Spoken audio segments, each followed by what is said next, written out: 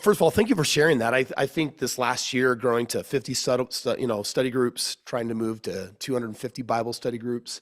What I commend you for, first of all, I think it's a beautiful, I think it's a beautiful creation. But it's cool that it's also working and that it's taking on a life of its own. And I'm sure you get to find some incredible fulfillment in that. I want to talk now about just your successful business life and career, and hit you up with some questions. Can I do that, Ryan? Let's do it.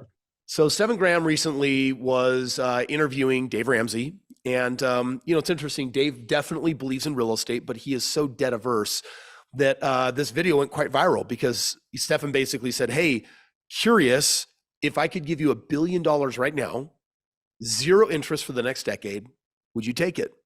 And Dave responded in exactly the way that everyone would have expected him to. I mean, he said, "No, I wouldn't."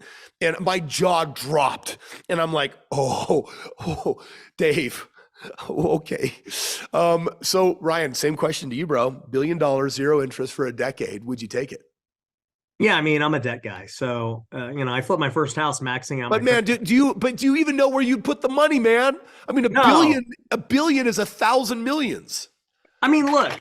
If I was to I don't even know. This is my 1-minute version of what I do with it, right?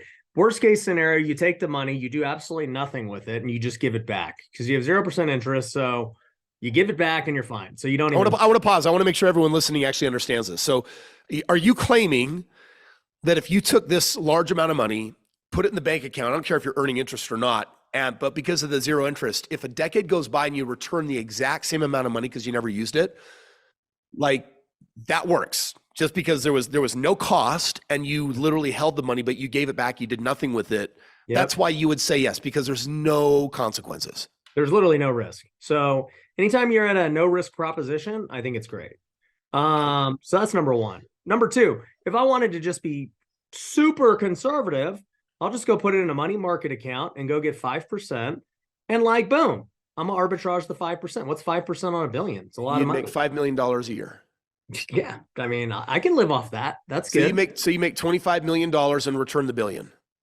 Yeah, I could totally do that. Okay, but what would you? Okay, now here's the fun one. What would you actually do? Yeah, so if I actually start to think about what I would do, it'd be interesting, right? It's hard because once you get to that level, you're playing a different ball game. You have to spend it. And I understand why these hedge funds, when we think they're overpaying for a deal, why it makes sense for them. Because your opportunities actually get much smaller with more money. Yeah. Because there's only so many big opportunities. So I don't know what I would do, honestly. I mean, obviously there'd be a mix of real estate. Yeah. I think there'd be a mix of, safe things like a money market.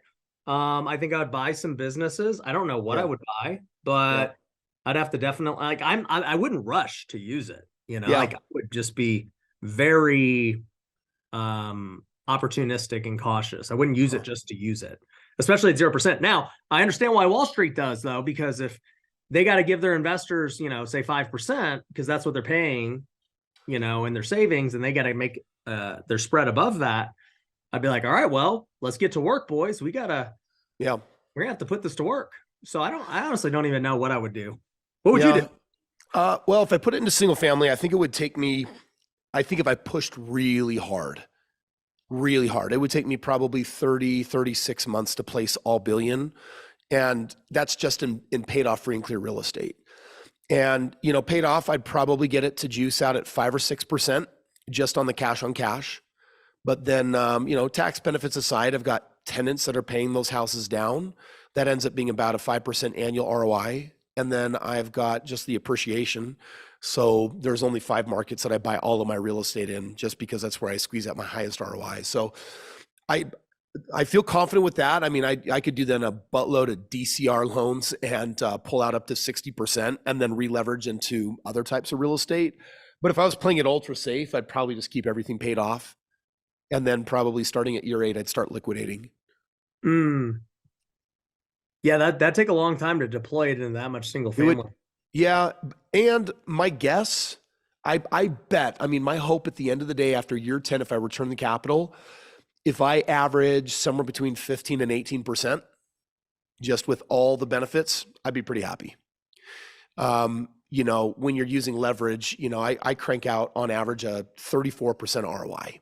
And I never touch anything less than 25. But if it's paid off, the ROI obviously goes down dramatically. So I'd probably end up playing a game like that. I don't think I'd be confident enough to, you know, go commercial, buy businesses. Like I'm not going to go crazy on anything that doesn't scale, that isn't going to produce what I know it is. So yeah, it's kind of tricky. It totally makes me feel cautious.